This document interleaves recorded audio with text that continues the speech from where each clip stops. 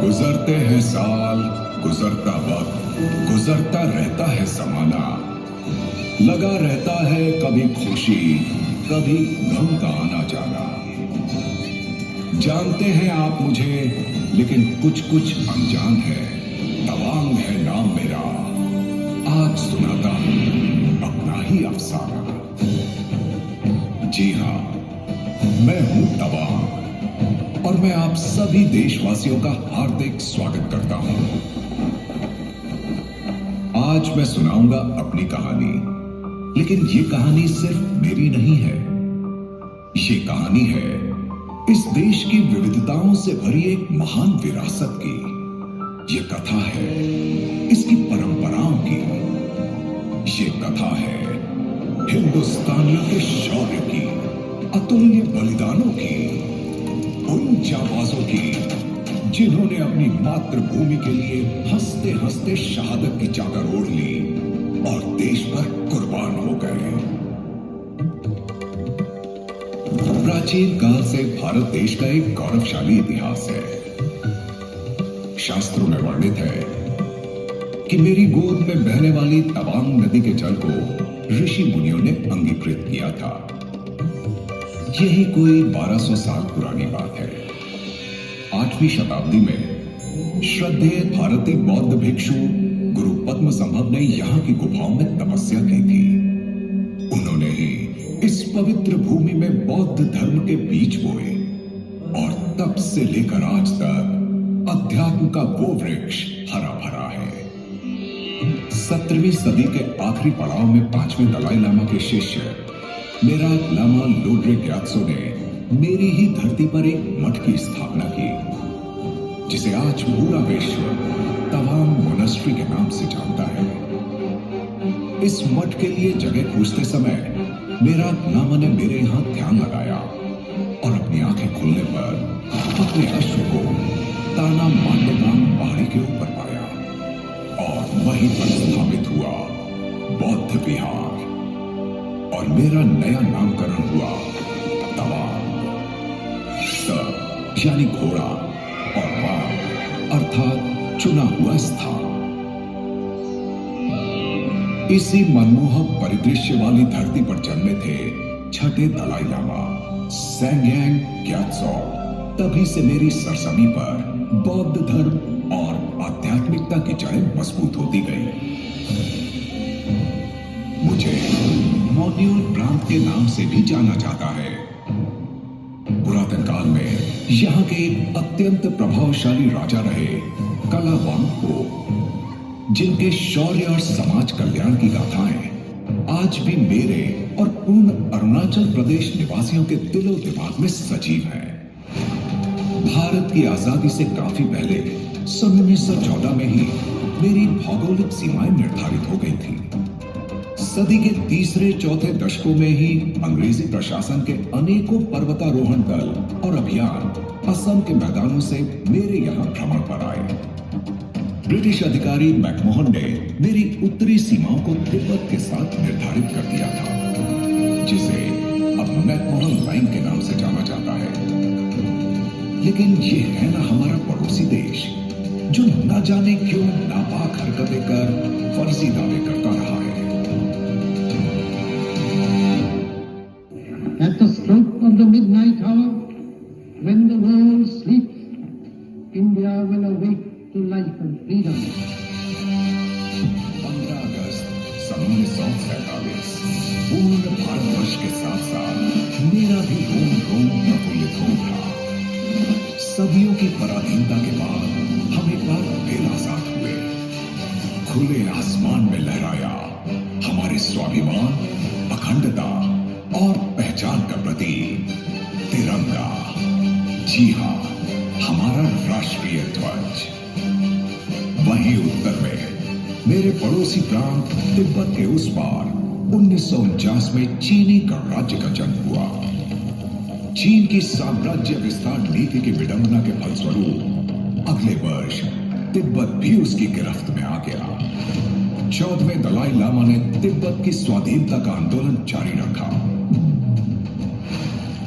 26 जनवरी 1950 को north east frontier agency अर्थात नेफा का गठन हुआ, जो भविष्य में अरुणाचल प्रदेश के नाम से एक केंद्र शासित प्रदेश बना और अंततः इसे पूर्ण राज्य का दर्जा मिला।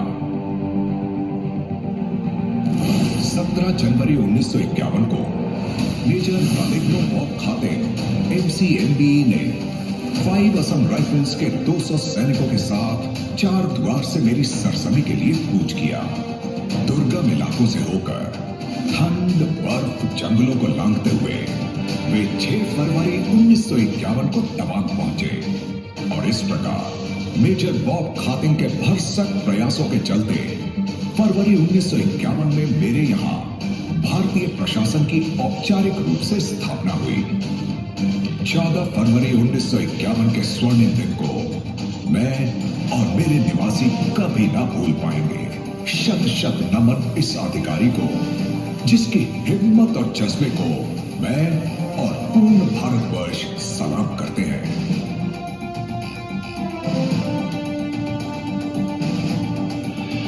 नई थी आजाद राहें और उन पर हम चले, कल की बातें भूलकर नए सपने आंखों में पले। हमने चाहा हम बढ़ेंगे एक नई मंजिल की ओर, पर थमी बंसी अमन की गूंजा रणभेरी का शोर। भूमि पर नजरें गड़ी थी, दुश्मन ने चाले चली, सरहदों को है बचाना, देश में थी खलबली। चीनी दमनकारी नीतियों के कारण मेरे पड़ोसी प्रांत तिब्बत में 1 दशक तक हिंसा की आंधी चली, खून की नदियां बही और उसके स्वाधीनता संग्राम को क्रूरता से कुचल दिया गया। चीन के नरसंहार से बचने के लिए दलाई लामा ने भारतवर्ष में शरण ली और निर्वासित सरकार की स्थापना की। 31 मार्च 1959 को उन्होंने अपने अनुयायियों के साथ खिंजे माने इलाके से भारत में प्रवेश किया। दलाई लामा के भारत में आते ही भारत चीन संबंधों में तनाव बढ़ गया, क्योंकि भारत द्वारा शरण दिए जाने को पड़ोसी मुल्क ने सकारात्मक रूप से नहीं देखा। बस कुछ ही समय गुजरा और आया साल 1962, सितंबर का महीना। नामकाचू के इलाके में शुरू हो गई छिड़फुट झड़पें। भारत ने रणनीतिक तौर पर पहले से ही फॉरवर्ड पॉलिसी के तहत सरहदों पर पकड़ मजबूत करने की कवायद शुरू कर दी थी। धौला पोस्ट से आगे बढ़ते हुए मेजर चौधरी ने अपने साथियों के साथ खादला के पहाड़ों की ओर कूच कर दिया। संगधार पहाड़ी की जड़ में पहले सिख बटालियन के कैप्टन महावीर प्रसाद ने धौला पोस्ट पर मजबूत किलेबंदी की, लेकिन घृणित रूप से हमला करते हुए 600 चीनी सैनिक धौला पोस्ट को घेरते हुए संगधार पर्वतमाला तक पहुंचे। चीनी फौज ने धामला रिंच की ओर से हम पर जोरदार हमला कर दिया है। मेजर पद के नेतृत्व में हमारे जवान उनके नापाक मंसूबों को जमकर चुनौती दे रहे हैं। हमने काफी नुकसान पहुंचाया है और हमारे भी कई जवान शहीद हो गए सर। जब तक धौला पोस्ट पर महावीर प्रसाद जिंदा है, इस पोस्ट पर भारतीय तिरंगा लहराता रहेगा। मुश्किलों से घबराए बिना 7 इन्फेंट्री ब्रिगेड के बहादुर सैनिकों ने वीरतापूर्ण जवाबी हमले किए। इस लड़ाई में 2 राजपूत, 9 पंजाब, 4 ग्रेनेडियर्स और 19 गोरखा राइफल्स पलटनों ने अपने अद्वितीय शौर्य का लोहा मनवाया और 20 अक्टूबर 1962 के दिन लड़ी गई नामकाचू की एक ऐतिहासिक लड़ाई, जो आज भी हमारे दिलो दिमाग में वर्णित है। हमारे सैनिक आखिरी सांस अंतिम गोले तक जी जान से लड़े और न जाने कितनी ही शौर्य और बलिदान की अविस्मरणीय गाथाएं लिख डाली। नामकाचू घाटी का वो रक्त रंजित मंजर मैं आज भी नहीं भूल पाया।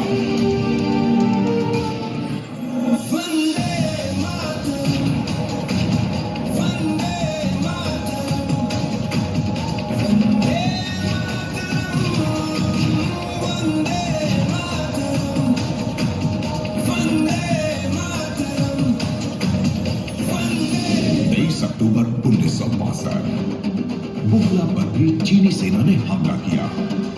15,200 फीट की ऊंचाई पर सर्द हवाओं के बीच बुगला की लड़ाई छिड़ गई। हमारी चौकी पर चीनियों ने एक के बाद एक लगातार 3 हमले किए। जाबाज पहले सिख पलटन के सूबेदार जोगिंदर सिंह ने दुश्मन को अपनी बहादुरी का लोहा बनवा दिया। ऋषि सिंह, क्या खबर है? चीनी फौजियों ने हम पर सीधे तौर से हमला कर दिया है। वो 300 की तादाद में है और हम 30, और फिर भी हमने हार नहीं मानी सर। हमने उनके कई सैनिक मार गिराए। शाबाश जाबाजों, तुम किसी तरह थोड़ी देर और मोर्चा संभाले रखो, हम रिइंफोर्समेंट भेज रहे हैं।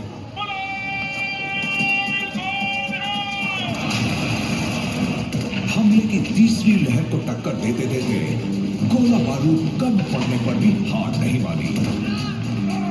साथी कम होते गए मगर हौसला नहीं।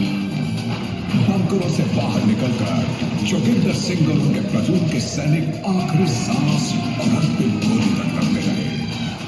उनके चंद साथियों ने अपने शौर्य का परिचय देते हुए कई 100 चीनी सैनिकों को ढेर कर दिया। चीनियों के निरंतर हमलों में जोगिंदर सिंह आखिरी दम तक लड़ते रहे और पूरी तरह घायल हो गए। अपने साहस और वीरता के लिए सूबेदार जोगिंदर सिंह को मरणोपरांत देश के सर्वोच्च वीरता पुरस्कार परमवीर चक्र से नवाजा गया। मेरे वतन मुझे तेरी कसम, हम अपना फर्ज निभाएंगे। अब तलक जिए बस तेरे लिए मर जाएंगे। वंदे मातरम, वंदे मातरम। नवंबर का महीना। भारतीय सेना ने अभी तक चीन को अपनी सैन्य शक्ति का लोहा बनवा लिया था, और चीनी सैनिकों की तादाद अधिक होने के कारण वो मेरी धरती पर आगे बढ़ने में सफल रहे। हमारे सैनिक अदम्य साहस का परिचय देते रहे। ऐसी ही एक गाथा है जसवंतगढ़ की जंग की भी। 17 नवंबर 1962 फोर गढ़वाल राइफल्स की एक टुकड़ी नूरानांग ब्रिज पर मोर्चा संभाली थी। दुश्मन हमले पर हमले करता रहा और किसी तरह से हमारे बंकरों के करीब मीडियम मशीन गन स्थापित करने में सफल रहा। ये गन अल्फा कंपनी की सुरक्षा के लिए खतरा हो सकती थी। ऐसी स्थिति में वीर नायकों की इस छोटी टुकड़ी, जिसमें राइफलमैन जसवंत सिंह रावत, लांस नायक त्रिलोक नेगी और राइफलमैन गोपाल सिंह गोसाई ने अदम्य साहस का उदाहरण देते हुए 72 घंटों तक आश्चर्यजनक रूप से चीनी सेना को रोक कर रखा। युद्ध में 300 से अधिक चीनी सैनिक निष्प्रभावित किए गए, जबकि फोर गढ़वाल के 2 जाबाज वीर गति को प्राप्त हुए और अन्य 8 घायल हुए। इस जंग में विजय राइफलमैन जसवंत सिंह के शौर्य की हुई और उन्हें मरणोपरांत महावीर चक्र से नवाजा गया एवं साहस की मूर्ति नेगी और गोसाई को वीर चक्र प्रदान किए गए। याद रहे, युद्ध के बाद से इस नूरानांग युद्ध क्षेत्र को जसवंतगढ़ के नाम से जाना जाता है। उस युद्ध के दौरान सेना तो भरसक लड़ी ही, साथ साथ सेला और नूरानांग जैसे कई गांवों के स्थानीय निवासियों ने भी साहस और देशभक्ति का भरपूर परिचय दिया। लोगों ने खतरों के समय भी सेना की हर संभव मदद की, भोजन, दवाइयां इत्यादि सैनिकों को उपलब्ध करवाया। मेरे भारत के न जाने कितने सपूतों की जान बचाई। लेकर जान हथेली पर, कतरा कतरा कुर्बान तुझ पर, झुकने न देंगे हम तेरा सर। लेकर जान हथेली पर, कतरा कतरा कुर्बान तुझ पर, झुकने न देंगे हम तेरा सर।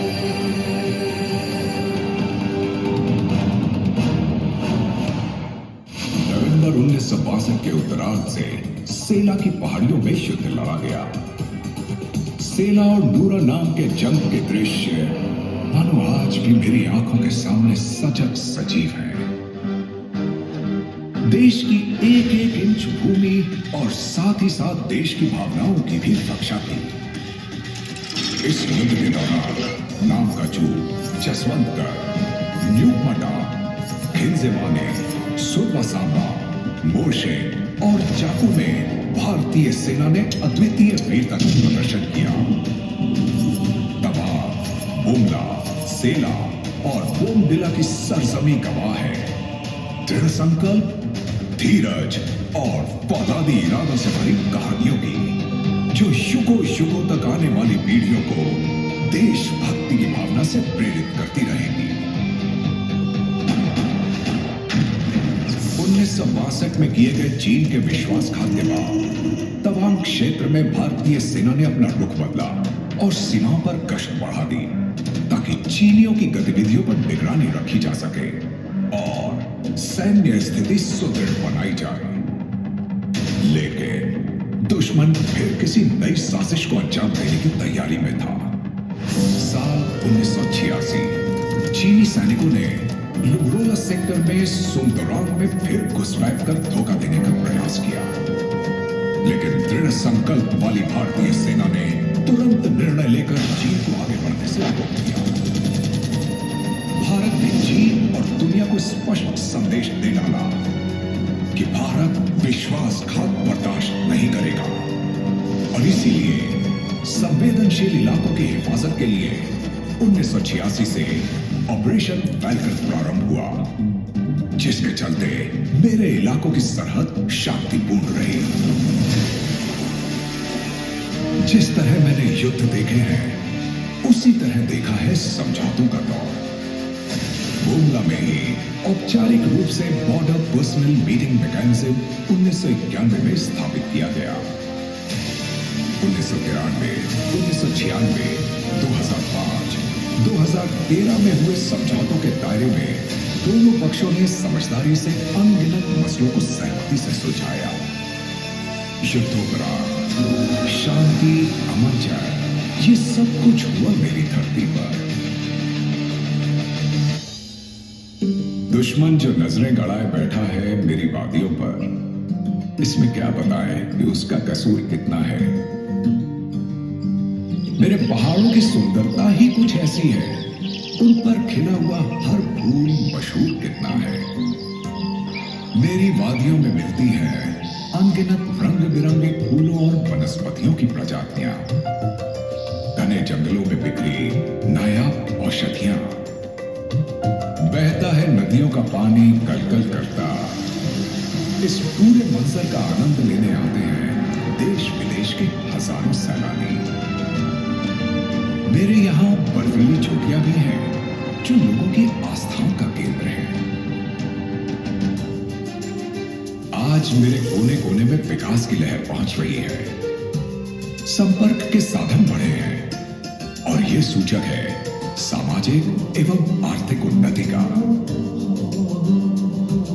वार्षिक तवांग महोत्सव, मैत्री दिवस, तवांग मैराथन, तीरंदाजी प्रतियोगिता और रस्सा कस्सी जैसे राष्ट्रीय स्तर के आयोजन अब आम बात है। जुलाई 2024 में मुझे अंतरराष्ट्रीय स्तर का फुटबॉल स्टेडियम मिला, जिसे फीफा भी प्रमाणित करने से खुद को न रोक सका। मेरे विकास की गतिविधियों से तवांग वासियों के जीवन में बेजोड़ बदलाव आया है। साथ ही साथ सुनहरे भविष्य की भी नींव रखी जा रही है। मेरी भूमि है सांस्कृतिक और परंपराओं की भूमि। यहाँ के बौद्ध विहार की आध्यात्मिकता समाज पर सकारात्मक प्रभाव डालती है। दान और समाज सेवा मेरे मोम्पाओं का प्रमुख गुण है। इसी गुण को आगे और समृद्ध करते हुए सार्थक कार्य कर रही हैं यहाँ की कुछ संस्थाएं, जिसमें मंजूश्री, विद्याश्री, महाबोधि इत्यादि शामिल है। अरुणाचल प्रदेश की सरकार ने तवांग की संस्कृति और इतिहास पर शोध को सक्रिय रूप से बढ़ावा दिया है। मेरी समृद्ध जनजातीय विरासत को दुनिया के समक्ष प्रदर्शित करने के लिए राष्ट्रीय नाट्य विद्यालय के तत्वावधान में अनेकों नाटकों का आयोजन संपूर्ण भारत एवं विश्व भर में किया जा रहा है। घोड़समकोरा, लोसर जैसे त्योहार खुशी और उत्साह के संदेश लाते हैं और इनके चलते मेरी सांस्कृतिक और धार्मिक विरासत बरकरार है। इन सभी उत्सवों का आयोजन मेरे निवासी, प्रशासन और भारतीय सेना एकजुट होकर करते हैं। सच्चा साथ, सहयोग और देश प्रेम सब कुछ एक साथ मेरे यहाँ। प्रगति, आर्थिक और सामाजिक विकास मेरी कहानी के मुख्य किरदार रहे हैं। जो मैं आज हूं उसमें पूर्ण भारतवर्ष, अरुणाचल प्रदेश सरकार, भारतीय सेना और निस्संदेह मेरे नागरिकों का बहुमूल्य योगदान है।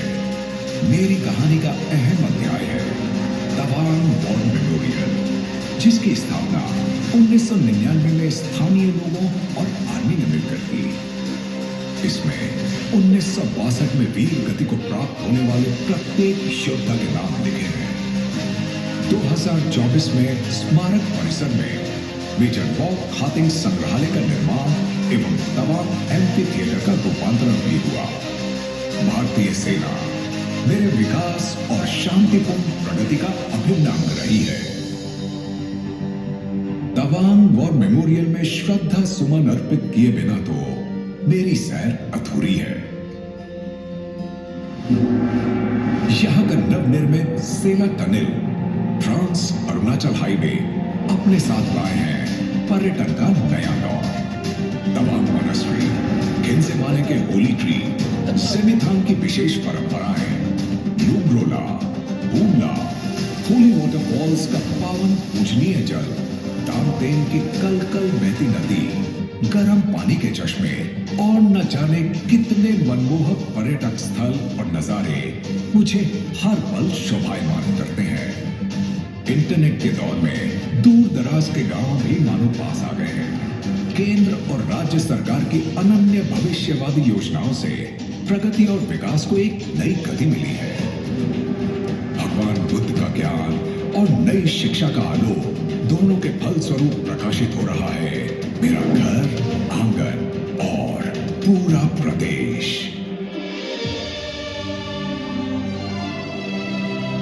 ये धरती है उगते हुए सूरज की, ये धरती है विकास की, ये धरती है संपूर्ण विश्व में भारत के आह्लाद की। मैं, मेरे निवासी और हमारी जाबाज फौज तैयार है यहां सरहद पर किसी भी चुनौती को स्वीकारने के लिए। मैं संपूर्ण भारतवर्ष का प्रतीक हूं और देश की अखंडता एवं शक्ति का संदेश संपूर्ण विश्व जगत को आने वाली सदियों में भी देता रहूंगा। क्योंकि सीखे हैं गुजरे दिनों से सबक हमने, अपने कर्मों से पाई है चेहरों पर चमक हमने। कभी ना होने देंगे धूमिल रंग इस तिरंगे का, चखा है अपने मादरे वतन का नमक हमने। सीने में जोश, दिलों में उमंग लिए हैं आते, हम भारत के सच्चे सपूत हैं कहलाते। मातृभूमि का कर्ज चुकाने की ललक में शौर्य की राह पर हम सब वर्ष निभाते जाते। क्यों ना हो कुर्बान जान, क्यों ना करे निसार, अपनी मातृभूमि से खुद से भी ज्यादा करें प्यार। हम हैं भारतीय, हमारी है यही पहचान। देश की माटी तिलक लगाना, आन बान और शान। नजरों में बसा हुआ तिरंगा और दिल में सच्चा हिंदुस्तान। सारे जहां से अच्छा हिंदुस्तान, अच्छा हिंदुस्तान। जीवन जो मिला था हमको,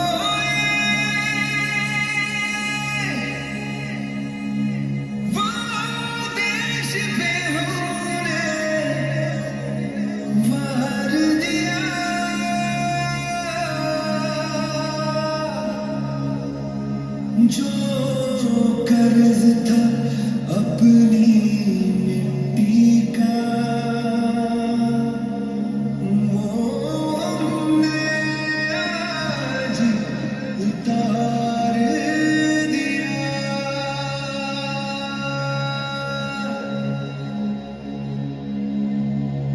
गम करना नहीं खोने का मेरे मैं सौंप रहा हूँ देश तुझे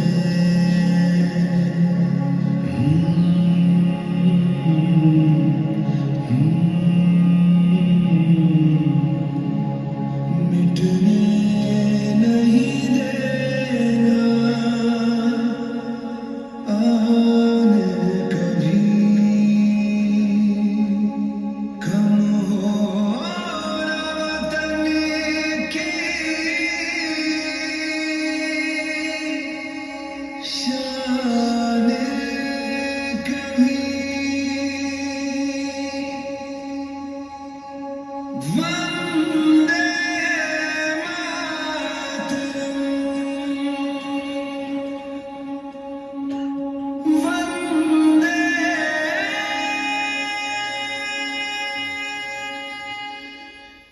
Ladies and gentlemen.